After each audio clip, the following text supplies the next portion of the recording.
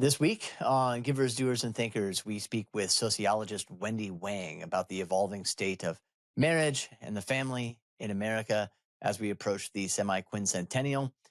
We hear about what the lack of good jobs for working class men is doing to the marriage market.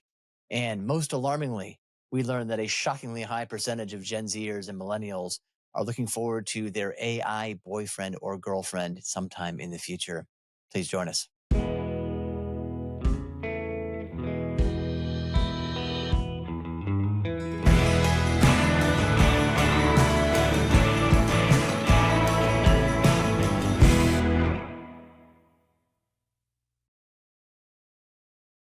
Welcome to Givers, Doers, and Thinkers, a podcast on philanthropy and civil society. I'm Jeremy Beer. It's great to have you with us. We are recording on May 2nd, 2025, and I'm very pleased to have sociologist Wendy Wang as our guest. She's been our guest before, so she's a two-time GDT podcast guest. Really appreciate that. Wendy is Director of Research at the Institute for Family Studies and an expert on demographic trends in marriage, family, and well-being. She regularly contributes op-eds and commentary to major outlets like the New York Times, the Atlantic, Wall Street Journal, National Review, Deseret News, and the Daily Mail, among others. The Institute for Family Studies, if you're not familiar with it, I'll give a plug right now, and I hope to remember to give one at the end, ifstudies.org. For years has consistently produced the most rigorous, interesting, valuable research on the family, the cornerstone of civil society, of course. So I wanted to have Wendy on here to give us a report on the state of the American family, or at least parts of it, as we approach the semi-quincentennial. Wendy, how are you? I'm doing good. Thank you for having me, Jeremy. It's great to have you Uh-huh. with us again. I really appreciate it. Wendy's already warned me to try not to take her too far outside her own lane, but she's an actual scholar and researcher who doesn't just like opine on everything like the rest of us do. So that's a nice intellectual discipline on your part, Wendy. Thank you. So let's talk. We're going to talk about a few things here today. Some research you're involved in. Some of it's complete. Some of it is underway. And you can take us wherever you want us to go. But Mhm. let's start with jobs. Since we're largely looking backwards this season at how civil society has evolved in American history, I thought there's a very interesting study that IFS recently produced that you were involved in would be a good place to start. Um, so you all report in this study that real wages for working class men, real wages meaning inflation adjusted wages, of course, Uh-huh. for working class men, that's men with high school diplomas or less, fell by 11% from 1979 to 2019. First of all, am I giving the research correctly here? This is my own summary. Is that right? Yes, that was 11%. Yeah. So that's pretty amazing, especially when compared to what college educated people and even working class women have experienced. Uh-huh. So speak to the differences here, how big they are, and what the main causes appear to be. So when we talk about the wage decline, we have to talk about jobs, which is the focus of this report. And as we see in the past 50 years, and the economy in the US has shifted from a manufacturing economy to a service and information economy. So this transition helped a group of people, especially young women, women in general, but hurt working class men. So that's why you see that men's, especially working class men's real wages declined. But if you look at the wage for working class women, they actually has our rise over the same time period. And so some people might think like, okay, well that's fine, it all balances out, but that has a real impact on the on marriage and marriage rates.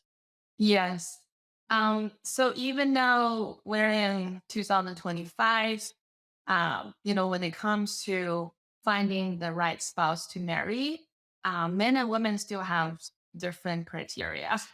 Even like recently, we just did a survey among Gen Z. I still see this difference. Like Hmm. young women are much more likely to say that they want to find a spouse that has a stable job. Mm, than young men. So mhm. that's a criterion that, like I feel like a lot of men feel like they need to achieve to be able to get married and have a family. So when young men are not getting the jobs that they need, and they are less likely to get married and establish a family. And we've seen marriage rates really crater in the same time period, haven't we? Mhm. Especially Yeah. among non-college educated Americans. Yeah. Yes. So in 2021, the among the college educated men ages 25 to 54, about 60% are married. So that's not high, but it's still a majority. Mhm. But among the working class men, it's only 44%. Okay. So that's a big gap. Right. And then interestingly, if you look back in 40 years and prior to 1980, the working class men are actually more likely than college educated men to be married and have children. So the Mhm. whole pattern has completely shifted. Yes. Yeah, it is very interesting to see that, how this play out. It does seem to be part of a larger pattern of how everything like the dice keep getting loaded more and more in favor of the college educated against as opposed to those who are Yeah, not college educated. yeah, yeah. I think the the contribution of this report is really to explain why the Yeah. college educated men are more likely to marry, because this is a thing that me and Brad and a lot of scholars have been studying over the past many years. We do see this marriage divide, and we see Mhm. that college educated people are more likely to be married and have children overall. um, but why? So this report, actually filled that gap. And then so it's really about the jobs Is it because is it yeah, more about jobs than it is? Because in the past, I swear I had conversations with Brad where in the yeah, past he kind of actually was less certain that it was about jobs. He would say, "No, I think it's more about religiosity." For uh-huh, example, that might uh-huh, because there's a higher degree of at least religious attendance or engagement among uh-huh, the college educated than working class. I think you can correct me uh-huh, on that if I'm wrong. uh-huh. But so is this sort of a I bit of a know. shift in IFS's sort of understanding and thinking that jobs actually has a really big role in explaining this marriage gap difference?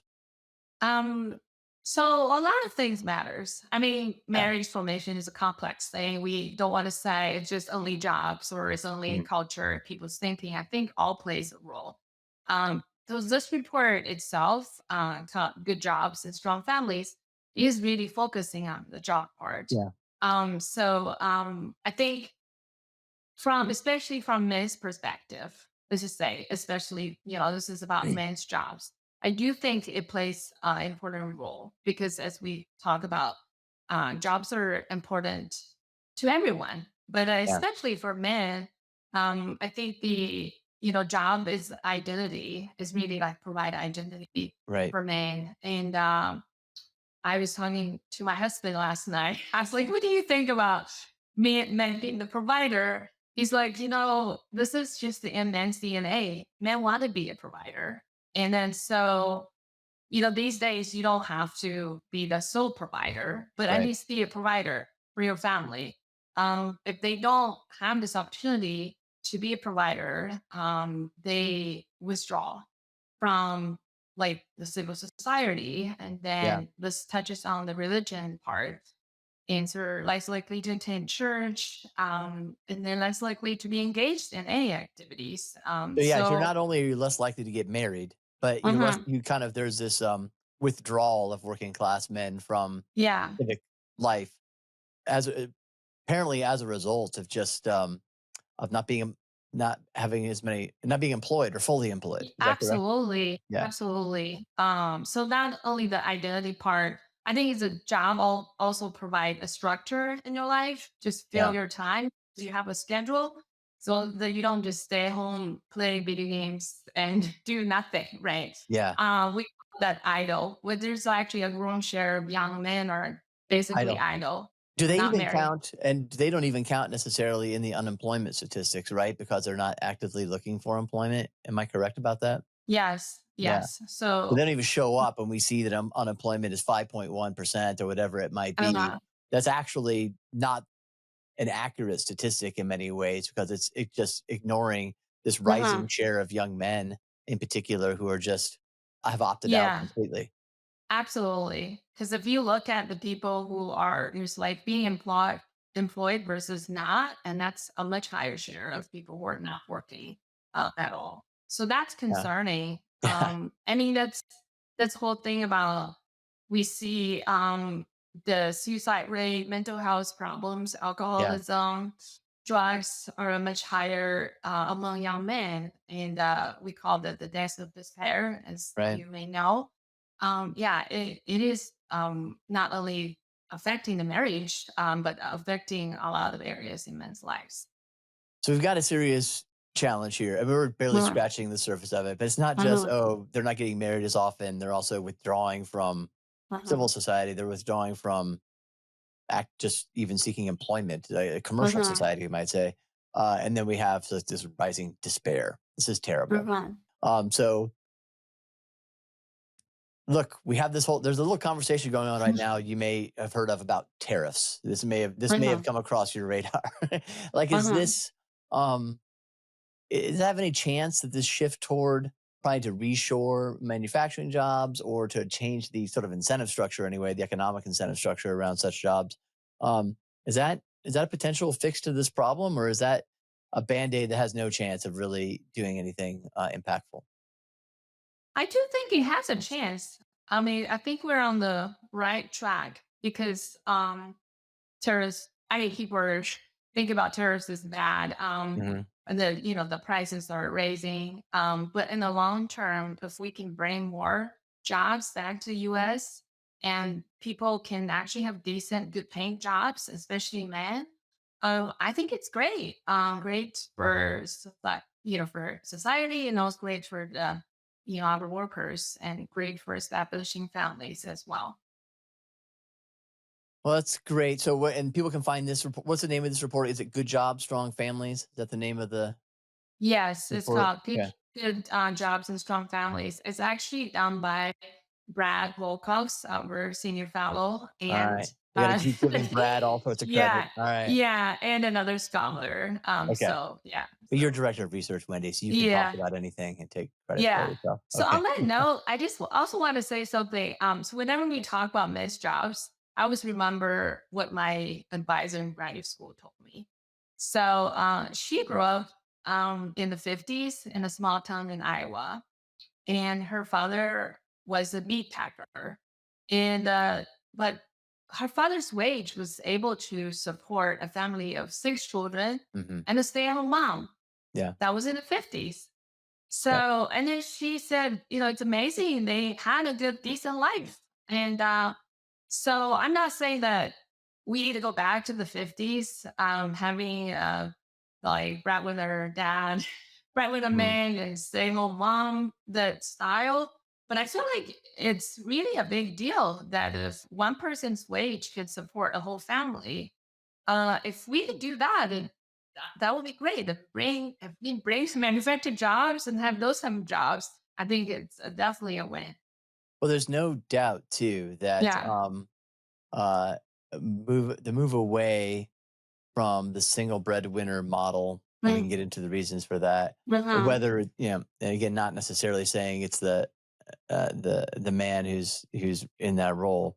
But there's no doubt that has also played a role in sort of the erosion of civil society because you don't have a parent at home or a spouse at Mhm. home who's able to contribute to civic life in as robust a Yes. fashion if you're working full time, right?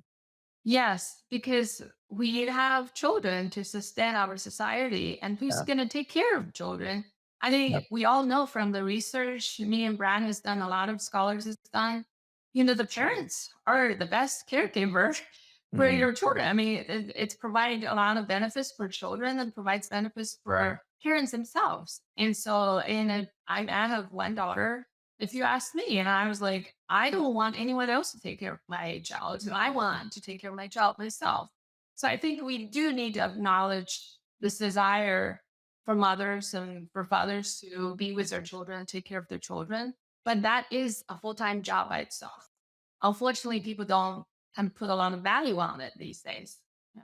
Although, is it still the expressed preference of mothers to, all things being equal, to play the primary role in raising their own children, or is that not the expressed preference any longer of I mothers? think mothers, by nature, I mean, because they're the one who's giving birth to the child, and they have a stronger bond with the child from day one. And the fathers are definitely much more involved these days. And then I think if you ask the men or women, they who who will prefer to be at home and take care of the kids, and I think definitely you will see a much higher share of women to say yes.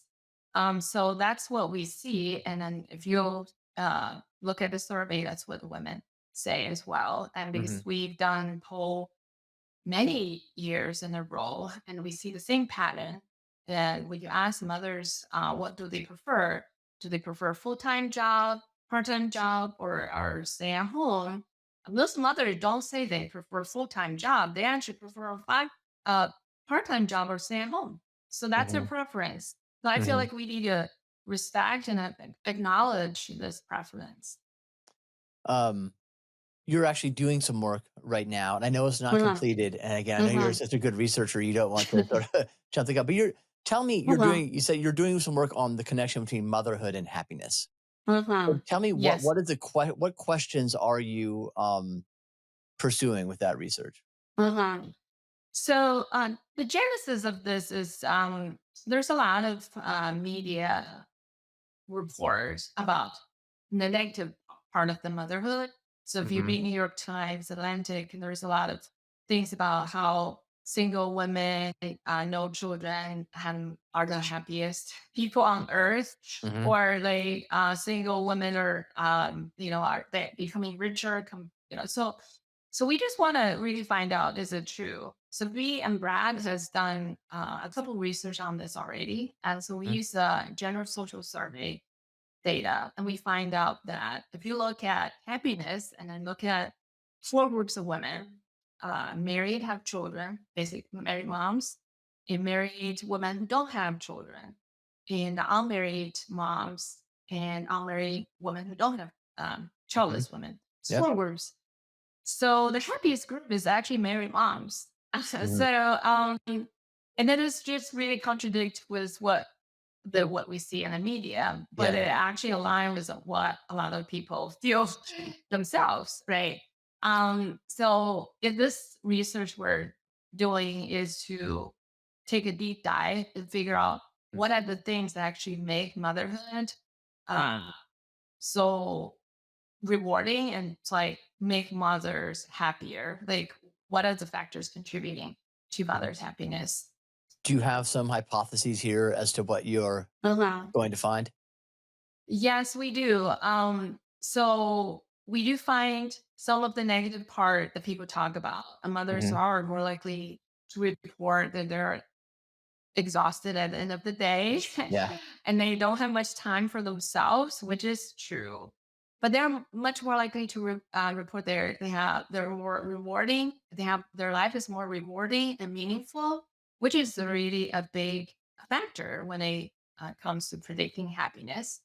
And they're also less likely to say they're lonely, and they seem to have a more connection, um, like in the community and even among the social networks. So I think all of these helps. Are you looking at, religiosity as one of the factors in here as well? Mhm. Yes, we do. We have factors about whether they pray as a family, their religious attendance, and I think that definitely have also impact on mothers' happiness.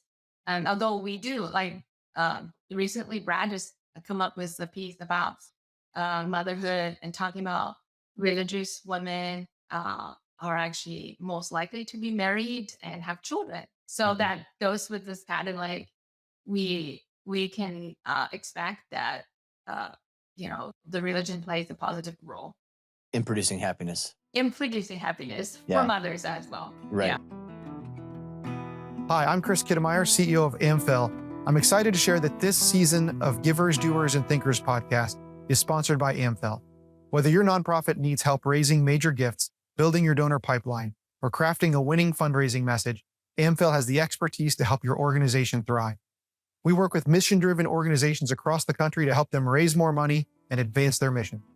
Learn more at amphil.com. That's AMPHIL.com.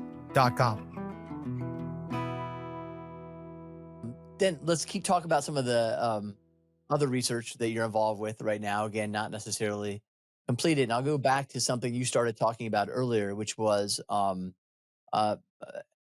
finding a mate, finding a marriageable male, put it that way, is a very challenging, it seems to be, you can speak to this, very challenging, just an anecdotally, there's a number of young women who don't seem to be able to find anybody who's, in Seinfeld terms, dateable at all. Yeah. So what are you seeing among Gen Z in terms of challenges in terms of finding the right, someone to start a family, marry and start a family with? Great topic. I think this is a $1 million question. Every time when I go to the college campuses to give a talk and talk to the people, I feel like, and people are still want to get married. It's not like people want to withdraw from marriage and family, and the young people are like still want to get married. There's no lack of Mhm. desire, but Mhm. the thing is how to find the right person. I mean, that's the biggest factor, the Yeah. big thing we're facing. So that's my current research. I think a lot of things has to do. We talk about jobs. We talk about changing culture norms, all these. But I also think a lot of things has to change within the people themselves. Okay. That's the piece that I'm working on. It's Mhm. about the mindset. Okay. Um, Are people too picky now? Is that part of it? I think picky may not be the right word. It's Okay. more of a, it's harder to find someone compatible. Okay. But what is compatible? I think that's the thing. So Mm. in my piece, I lay out three things I think that will help. The first thing I think it's about this whole idea of cornerstone marriage versus a capstone marriage. Mhm. Because these days, actually, this has been going on for decades now. Marriage is seen as a capstone Yeah. that you finish after you achieve your education, achieve your career goals, and then you get married. Mhm. By that time, you're already in your 30s, and then you start a family. And caps, like cornerstone model is really like, okay, marriage is something that we start our life with, Mhm. and you find someone that has the inner quality that you like, and then you can build a life with, and then you get married, and then you can achieve your career goals, and then you can Mm. even achieve your educational goals. I think this model, a lot of people think it's like old fashioned models, what your grandma has, not Mhm. your parents has. But it has its a virtue, especially for young women. So this is some new idea I'm thinking recently because women wanted to marry up. They want to marry someone who has probably better job and more stability and higher earning than them. So that because again goes back to the provider part, like men Mhm. being a provider, women, are providers, but women still want to marry up. So that's just overall Mhm. across the cultural norms, like all over the world. That's the Mhm. case. So how do you do that if, especially when we see that there's increasing number of young men are not having jobs and not doing well? Then actually, if you look at a college completion, there are fewer young men are graduating from college than Right. young women. So I'm thinking if you take this cornerstone mindset and finding your potential partner while you're in your 20s, you're still in college or school, and then there is no marry up and we're done at this point because you Yeah. haven't established Right. anything yet, right? Right. So I think it's actually easier, and then you have a Mhm. much bigger pool of people to to Hmm. select. And then, Hmm. and also the benefit is you're looking at the inner qualities of these people. Like you're Right. not looking at how much money this person is making or what kind of job he's holding, but it's like he's qualities and whether he's a responsible person, whether you guys are aligned with the overall life outlook, religious, political. And I mean, I think that's actually a better approach to take. Yeah. And don't maybe this is from you guys' actually previous research too, but Mm. don't we find that contrary to expectation, younger marriages are happier than Mhm. people typically than older marriages? Is that right? Yes, that's a research by Lyman and Brad Hmm. a couple years ago. So it's contrary to the public thinking that most people say if you get married later and you have a stable marriage, which is to some extent is true because people with college education are more likely to marry later, and Right. college educated people are have less Divorce. divorce rate. So Yeah. that's how that pattern goes. But on the other hand, the people who get married earlier in life, especially if you get married without cohabitation, this group of people actually you see a more stable marriage compared to the other groups. And Yeah. then we think it could be, contributing to many of these young adults who are married in their 20s are probably have faith and religious, and so Hmm. they it's a self-selection issue as well. Yeah. But, we can explain that. But the fact is, these marriages are strong. And so it's, Hmm. I don't see anything bad happening when you're married in your 20s. In fact, I see a lot of benefits. If you're lucky enough to find someone Yeah. when you're young, and I think go for it. Don't But your worry point about. is, if you're looking when you're younger, you're more likely to find that person than you are if you don't start looking until you're in your 30s. Is that correct? Yes. Yeah. Yes, I think Yeah. so, especially for women. Yeah. And as we all know, when your pool is getting smaller, I mean, I'm talking like Yeah. this is a very smart and I'm an Yeah. economist, but Yeah. it's in reality, it is the case Yeah. because your pool is getting smaller if you want to find someone. What's the ideal age? Someone comes up to you in a college campus and says, "Hey, I just want to do this the right way. What's the ideal age for me to get married?"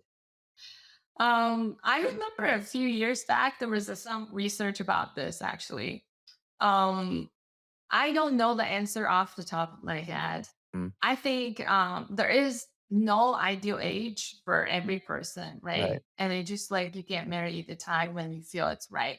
But I think in the 20s is a good time It's because closer to 25 than 35. Is that fair to say? yes, I For would say most it's close. people, most of the time.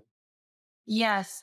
I think I said there's a lot of advantages to that. And if you like we know marriage is good for your mental health and married people are making more money. So why don't you start earlier and you can Yeah. enjoy these benefits even earlier? Yeah. All right. What's going on? We keep talking. What's going on with young men? Why are they so screwy? You're doing a um, survey on young men right now. Tell us what that's about and what you're looking to find.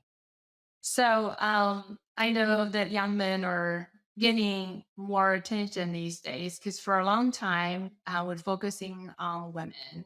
We're focusing how to advance women in the past, 20, 30 years. And women are doing relatively much better than men these days, which is Mm. great. But we forget the group of men who are actually also lagging behind, especially we talk about working class men and men without college education. So we talk about this group of men are more likely to rely, just go to drugs and alcohol and just they're just like not really being productive in the Mhm. society. It's not all their fault because we just talk about, this whole economy, the whole climate, is not creating a good environment for these young men to have good jobs.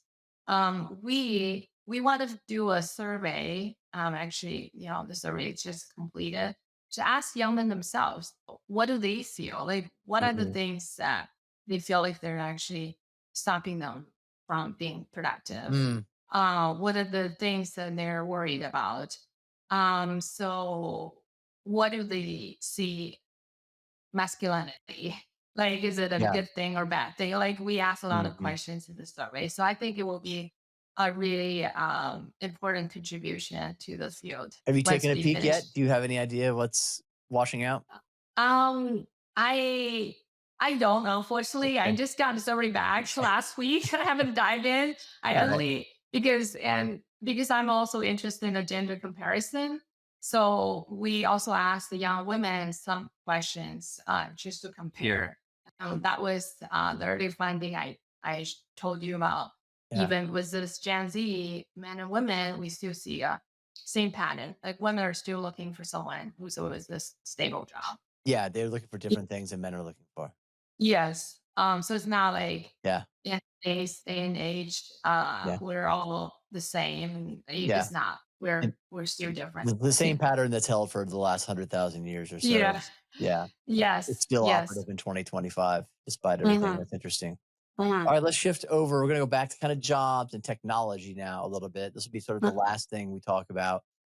You've been recently did a report on AI Mm-hmm. and relationships. So can you Yeah. tell us what your main findings were? Yes. So this is a new area that we are taking on at Institute for Family Studies because we see that how the technology has shifted in society, in many areas in society, including family. So we did a survey last year of 2,000 young adults under age 40. Basically, it's a Gen Z and millennials, and we want to know what their views on AI. And interestingly, the this younger generation are not yet comfortable with AI Mm. as a companion, as friend, because only Hmm. 1% of them say that they have AI friend. Although, because I did this report with Michael Toscano, our Hmm. director of Family First Initiative, and he was like, 1% is really big. He said, I was like, 1% is nothing. He's like, 1% is a difference from, from a 0 to one Yeah, is a significant change. Now, yeah, like when humans are actually become friend with a machine. yeah. So it is true because Mm. for thousands of years, relationship only happened between humans, right? Maybe with animals, but not Yeah, machines. Yeah, maybe. Yeah, with a live yeah. being, Right. Yeah. not a machine. Yes. So yeah, so I do think it's a significant change from 0 to 1. And then I think 10% of young adults actually are open to have an AI relationship as a Okay. friend. And Okay. 7% of unmarried young adults say they are open to have AI as a romantic partner. And that's actually pretty big, 7% if you think about it. Um, Okay. Yeah. right? That was last year we did Yeah. the survey. Okay.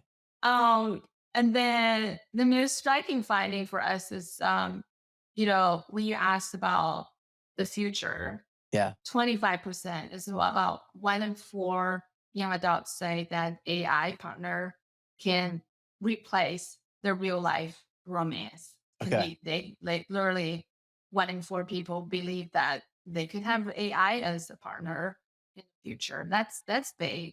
So That's it more stunning than the 1%. I have to say I know that's more yeah, that is this the is about the big future. takeaway from this podcast is I that right know. there. Interesting. So, and these are Yeah. what age were you surveying here? So these are Gen Zs and millennials and Yeah. younger millennials. So they're all age 18 to 39. So they're in Okay. their 20s and So 30s. to be Yeah. clear, in a representative sample, we think it's a representative sample Yes. of It is a 18 to representative. 39-year-old Americans. Hmm. 25% of them think that in the future they could Hmm. see having an AI girlfriend or boyfriend or Yes. whatever rather than a Yeah. human. Yes. There So you go. There's your that's headline, Wendy. yeah, I know. It is pretty vague. Yeah. Yes. And of course, we're establishing a baseline here, right? I assume this research has never been done before.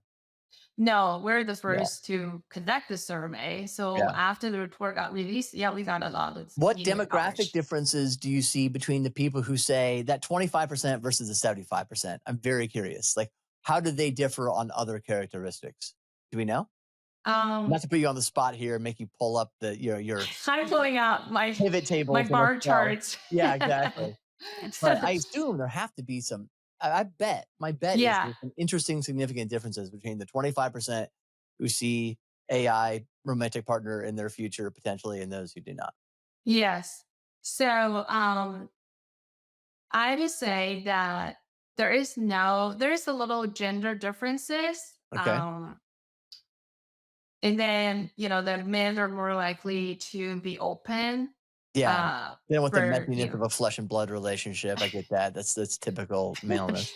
yes. And then I see that college educated, this is the interesting part.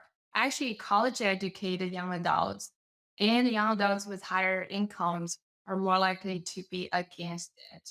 Okay. They Interesting. actually are less likely to open to Hmm. have a AI as a romantic partner in the future. Very interesting. Yes. And then so then you don't see a big difference in the age group either. Okay. So I Yeah. wonder if that college educated versus non-college educated difference doesn't take us back to the beginning where it's so much harder, um, or working class men and women Mhm. are less connected. Their lives in civil society are less Yes. rich and robust. They're less likely to Mhm. go to church. All these Yeah. things um, Yeah. that they maybe don't even see a future. Some of them may not see a future flesh and blood possibility in their, on the Yes. horizon. I do think that's a possibility. It is interesting. We also asked about how the young adults view AI as a Hmm. destructive force or something exciting. And Hmm. the college educated not men, adults, are more likely to say it's like exciting and stuff. Yeah. So, but when it comes to personal relationship, they're Yeah. less likely to say, okay, I want an AI as Yeah. my girlfriend or boyfriend. Right. But on the contrary, the people with less education, less income are actually are Yeah. open to this. Yeah. I'll be honest, I never would have thought to even ask somebody if they saw an AI girlfriend or boyfriend in their future. So kudos to you for thinking to ask that question. That's how out of the loop I am. Yeah. Um, AI and jobs. We'll end with this. I don't know if the report gets at this or if you've thought about this, but we already have a problem with meaningful Mhm, jobs, meaningful work, mhm, and now it seems like AI mhm. could only make things worse. What are you seeing in the future there? I do think it's a problem. I know that AI is like helping us with productivity, but AI has a big potential to replace jobs. And this time around is not only the manufacturing jobs, Hmm. right? It's the middle class jobs and white collar jobs. And because Right. we hear in the news, like the big Silicon Valley tech companies, like Amazon and other companies they're already replacing their software developers with AI. And so I don't really know what the future holds. But I do think there is a transformation of the job market because of the AI. And then if we're worried about manufacturing jobs for working class Hmm. men, now we probably will be worried about the white collar jobs Yeah. for the middle class men now. Yeah. So it is scary. I actually have to say it is scary. But on the other hand, I do think as with any technology and all these technological changes, there are opportunities. There are opportunities to for the job market. And then I think it's more towards a higher skilled job market though. So I do think this will have some negative impact on the job perspective, young men and women and Yeah. all the family formation part. Doesn't seem like it's going to help reverse some of the more negative patterns, at least from our perspective, that we're seeing, does it? Ye- Um, I know there are people who are optimistic and Yeah. more like a pessimistic style on AI. And I Yeah. also know that at Institute for Family Studies, led by Michael Toscano, we have done quite some policy work in Yes. this field. And we mainly wanted to make sure the development of AI um, can help family, but not like weaken the family. So Right. that's our concern. And we have some recommendations for the White House, and so hopefully, we will keep that in mind because it is providing productivity. It's a great thing, and people's lives are going to be easier. But on the other hand, there is a massive skill realigning, I would say, like, where Yeah. do we even, how do we train these people? How do we relocate these group of people who actually had good jobs and now they're Yeah. losing their jobs? Right. What do we do? Yeah. Will be interesting to see how it all plays out. And you're right, Okay. you do have good recommendations you all have been involved with for the further development of AI. Huh? And people can find all of that as well as Wendy, your work, and the work of others who are doing research at the Institute for Family Studies at ifstudies.org. So anywhere else people can follow you, Wendy? You can follow me on Twitter. There you go. I forgot those handle though. Sorry. Well, then Wendy Wang, Institute for Yeah. Family Studies. I'm sure it'll come up Yeah. next. Yeah. Great. Well, thank you so much for joining us today and for sharing your findings and research. We really appreciate it. Thank you, Jeremy. It's a pleasure to be here. Thanks, Wendy. Hey, thanks for joining us for today's podcast. If you enjoyed it, we invite you to subscribe and or rate and or review us on YouTube, Apple, Spotify, or wherever you listen to our podcast. Thanks a lot.